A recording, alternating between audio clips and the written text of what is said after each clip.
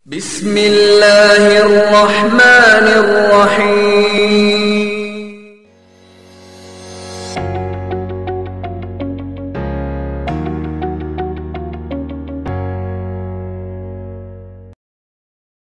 Bismillahirrahmanirrahim. Assalamualaikum warahmatullahi wabarakatuh. Alhamdulillahillazi hadana lihaza wa ma kunna linahtadiya laula an hadanallah. Ashhadu an la ilaha illallah wa ashhadu anna Muhammadan abduhu wa rasuluh. Man dalla fa innama yadillu 'alaiha falan tajida lahu waliyan mursyida. Ashhadu an la ilaha illallah wa ashhadu anna Muhammadan abduhu wa rasuluh. Irghaman liman jahada bihi wa kafar. Hadirin kaum muslimin dan muslimat dimanapun anda berada, untuk dapat menyaksikan ceramah singkat saya, mari kita senantiasa memanjatkan puji serta syukur kehadirat Allah Subhanahu wa taala. Oleh karena Allah lah yang memberikan kita kesempatan hidup, Allah lah yang memberikan titipan umur, sehingga alhamdulillah sampai pada detik ini kita masih diizinkan oleh Allah untuk dapat menikmati hidup berjalan di permukaan bumi yang fana ini. Salam serta salawat tercurah pada baginda Rasulullah sallallahu alaihi wasallam, Nabi kita yang telah diutus oleh Allah di permukaan bumi ini sebagai uswatun hasanah, contoh yang terbaik buat kita semua.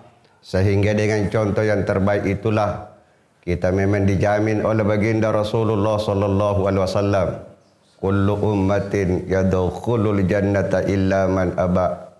Setiap umatku yang mengikuti cara aku beribadah, cara aku berakhlak di mana saja dia berada, maka kami akan menjamin masuk ke dalam surganya Allah Subhanahu wa taala. Hidup adalah titipan.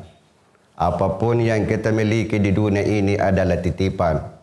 Besok, lambat atau cepat, titipan itu, bahkan yang menitipnya itu akan mengambilnya. Nah, oleh sebab itu, mari kita hindari sifat kesombongan. Seolah-olah apa yang kita miliki adalah hidup untuk selamanya. Ternyata hidup yang Allah berikan adalah titipan. Hati-hati sebelum yang menitipnya itu yang mengambilnya, lalu tidak ada persiapan bekal menuju kepada alam akhirat. Ketahuilah bahawa dunia ini adalah sesaat. Rasulullah SAW bersabda, ad-dunya mata'un qalil. Dunia ini adalah tempat sementara. Sebentar sekali kita ini hidup, antara 60-70 tahun. Kalau kita tidak memanfaatkan dengan sebaik-baiknya, maka kita akan terjadi penyesalan. Penyesalan di yaumil kiamat tidak ada artinya. Orang tua mengatakan, tutu kikmat lepa-lepa, mak biseyan rate bonto, anggau kang pasturuang, aliliang papisangka, iya minto dongko kana kasalamak kang alino, onjom pa iya ri Allah rebukuna kaning Allah Subhanahu wa taala. Orang tua dulu kita tidak menghafal Al-Quran dan arti dan makna, tidak menghafal hadis dan makna, tapi seluruh petuanya, seluruh nasihatnya itu cocok dengan zaman sampai hari kiamat. Nah, oleh sebab itu orang tua memberikan tausiah kepada kita, singkat padat tapi bermakna, sehingga kata-kata la ilaha illallah Muhammadar Rasulullah sebagai kalimat tauhid yang kita pegang dari anak cucu kita sampai di nenek-nenek itu, mereka tidak menginginkan apapun yang kau lakukan, hidupmu seperti apa, sampai matimu jangan kau tinggalkan itu yang namanya la ilaha illallah. Rasulullah SAW berkata, ketika kamu melakukan sakaratul maut, bimbinglah orang, tuntunlah dia, ajarkan dia, lakina mautakun kalimatul la ilaha illallah. Tuntun mereka dengan ucapan la ilaha illallah. Kata Nabi, man kana akhiru kalam la ilaha illallah. Siapa di penghabisan napasnya mampu dengan ucapan la ilaha illallah, mereka dijamin masuk ke dalam surganya Allah Subhanahu wa taala. Nah, melalui perkembangan zaman sekarang ini, Jangan kita bergeser dengan la ilaha illallah sampai mulai dari lahir sampai mati kita tetap la ilaha illallah. Orang tua tak selalu memberikan nasihat kepada kita. Tak galak jarrik ini karenanya la ilaha illallah. Jangan engkau lepaskan sampai matimu. Karena inilah cikal bakal yang dapat memberikan pertolongan ketika terjadi kesesatan di yaumil qiyamah. Orang tua juga bisa berkata kepada kita semua, kuntungku la lasat timbang, japo ciro si karanjing, mana buku jaku tete, mana cerak jaku limbang, kutun railah mundur karya agama Islanga, mana kama jasi capi jangka. Jadi Islam adalah modal utama. Ketahuilah bahwa beda antara makhluk yang lain dengan kita manusia. Kita ini manusia sangat rendah di mata Allah ketika kita tidak memperbaiki dua. Yang pertama adalah hablum minallah. Yang kedua adalah hablum minan nas.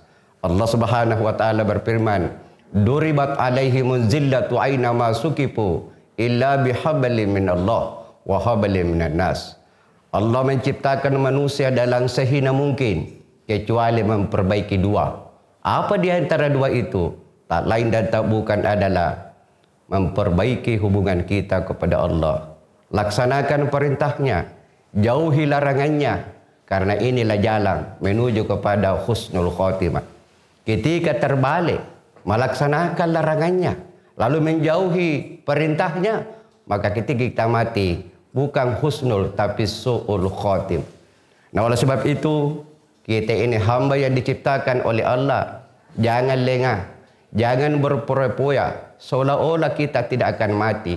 Ketahuilah bahwa kita ini manusia, makhluk yang bernama manusia. Jangankan manusia, bahkan seluruh makhluk yang ada di permukaan bumi ini. Allah mengatakan, kullu nafsin zaikatul maut. Setiap bernyawa pasti mati, termasuk manusia. Cuma kalau makhluk yang lain mati, tidak ada lagi tanggung jawab di yaumil qiyamah. Kecuali kita ini manusia. Manusia ketika mati, dimintai pertanggungjawaban kita di yaumil qiyamah. Umurmu kau apakan? Kau kemanakan? Dan kau apakan kepada di permukaan bumi ini? Makanya hidup adalah liyabluwakum ayyukum ahsanu amala. Nah, uji ke Allah Ta'ala di antara kehidupan yang Allah berikan kepada kita ini, yang mana di antara kita yang paling baik amal. Nah, selama hayat masih dikandung badan, yuk kita akan berusaha jangan mati sebelum kita dalam keadaan orang-orang yang dicintai oleh Allah. Jangan mati sebelum ampunan dari segala dosa. Oleh sebab itu doa, jangan langsung berdoa. Kita akui dulu diri kita ada dosa. Dosa kepada kedua orang tua kita. Dosa kepada saudara-saudara kita. Dosa kepada istri-istri kita. Dosa kepada tetangga kita. Ternyata dosa adalah penghalang diterimanya doa.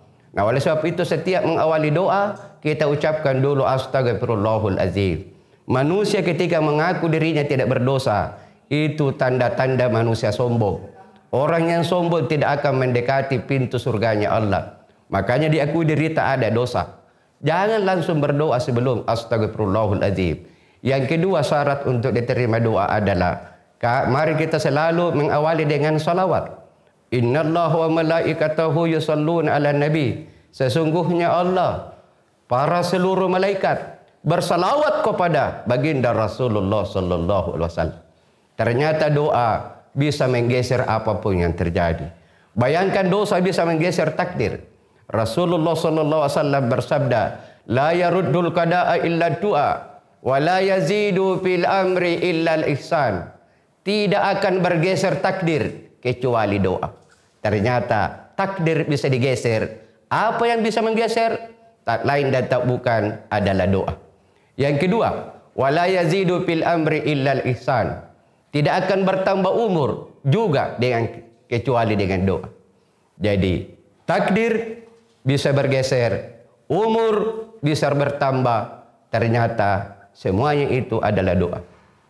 Benar kata Allah di dalam Al-Quran, ujibu da'watad da'i iza da'an falyastajibu li wal yu'minu bi la'allahum yarsudun. Kutarimi papalak na tupala ka punarinak kepalak na kan Allah Ta'ala.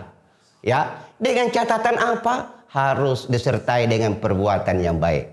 Jadi orang yang berbuat baik, itulah cikal bakal dapat diterima doa.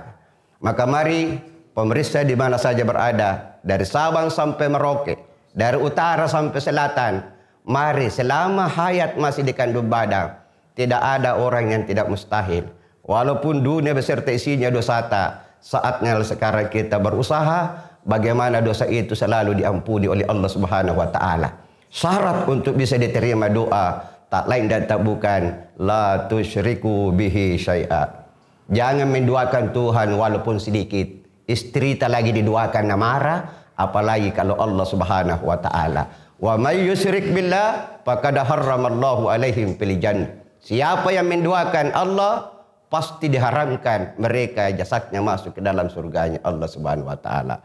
Bahkan bukan hanya itu.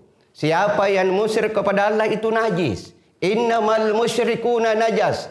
Sesungguhnya itu musyrik najis. Haram hukumnya untuk melaksanakan salat. Melaksanakan saja salat haram, apalagi mendirikan salat.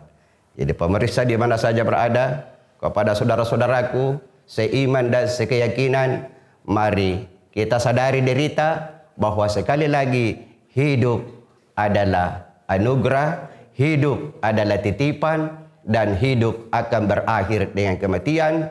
Kehidupan adalah akhir, akan diakhiri dengan kematian, dan kematian adalah kepastian yang harus kita yakini. Rasulullah sallallahu alaihi wasallam bersabda, "Amwatu babun wa kullun nasi dakhilun." Kematian adalah merupakan pintu, adalah merupakan jalan, adalah merupakan rel, dan semua manusia yang hidup pasti lewat di pintu kematian itu.